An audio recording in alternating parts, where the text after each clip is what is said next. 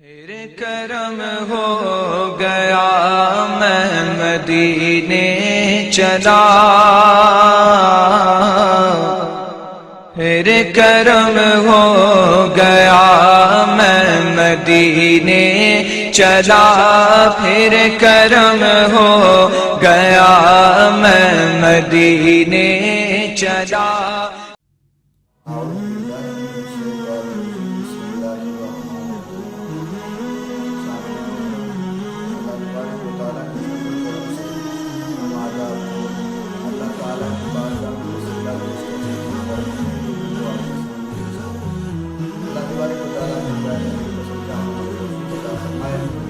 سب سے پہلے ہر مسلمان کو چاہیے کہ وہ اللہ تعالیٰ کی بارگاہ میں کسی کا وسیلہ پیش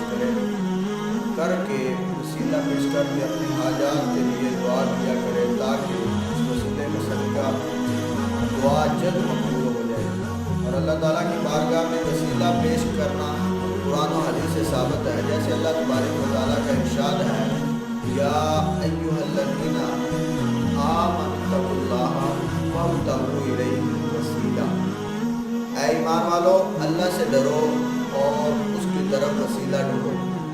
اس کے ساتھ ایک حدیث شریف آپ کے سامنے پیش کرتے ہیں، نبی کریم صلی اللہ علیہ وسلم کی روایت ہے کہ اور سنن ابن ماجہ میں ہے کہ ایک نبینا صحابی بارگاہ رسالت صلی اللہ علیہ وسلم میں حاضر ہو کر دعا کے طالب ہوئے، تو آپ صلی اللہ علیہ وسلم نے انہیں اس طرح دعا مانگنے کا حکم دیا، اللہم انی اسألک واتوجہ الیک بمحمد، سبحان اللہ،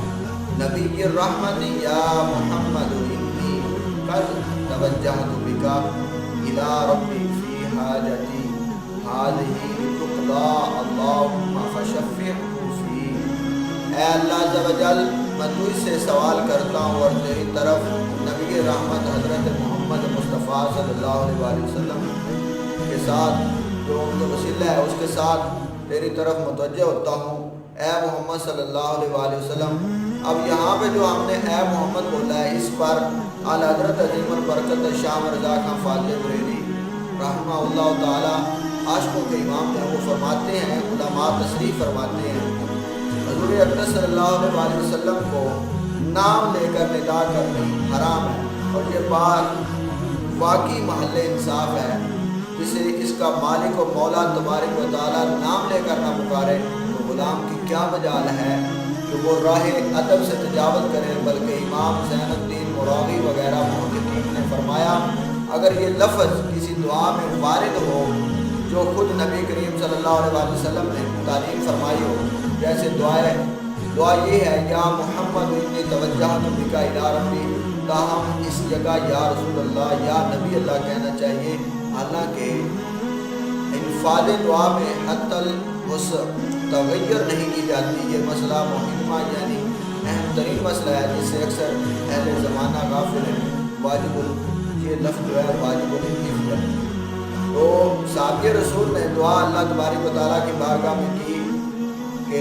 اے رب میں تیری بارگاہ میں نبی مکرم شفیع معظم احمد مجتبیٰ جناب محمد مصطفیٰ صلی اللہ علیہ وسلم کے وسیلہ توسل سے تیری بارگاہ میں دعا کرتا ہوں، یا اللہ اسے اپنی بارگاہ میں قبول فرما۔ تو اللہ تبارک و تعالیٰ اپنے پیارے حبیب کا صدقہ ہمیں بھی اسی طرح